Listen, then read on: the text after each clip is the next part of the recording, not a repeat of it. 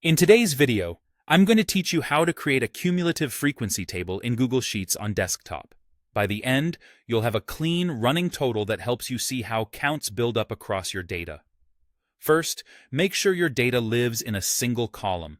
It's helpful to add a clear header in row 1, like data, and then place your values or categories directly underneath, starting in cell A2.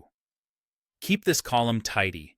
Avoid blank rows in the middle, and make sure entries are consistent so the counts make sense.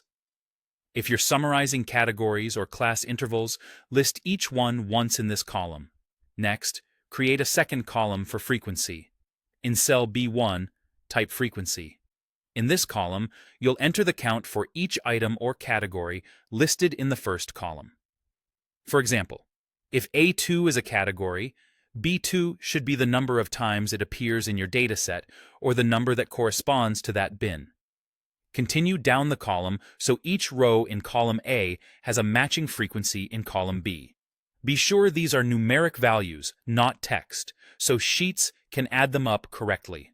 Now, create a third column for cumulative frequency. In cell C1, label it Cumulative Frequency.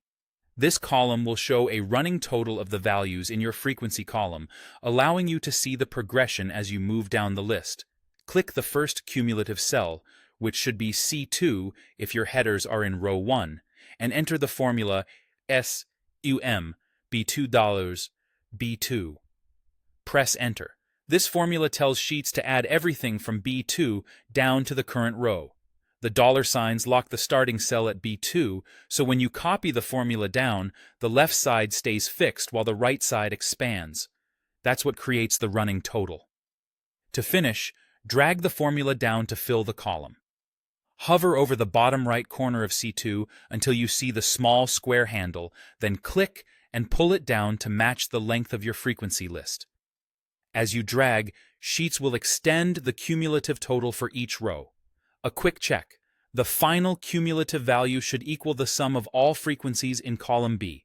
If it doesn't, verify that every frequency is entered correctly and that your formula includes the dollar signs in B2. And that's it. You've built a clear cumulative frequency table that updates as you adjust your frequencies, giving you an immediate view of how totals accumulate across your data.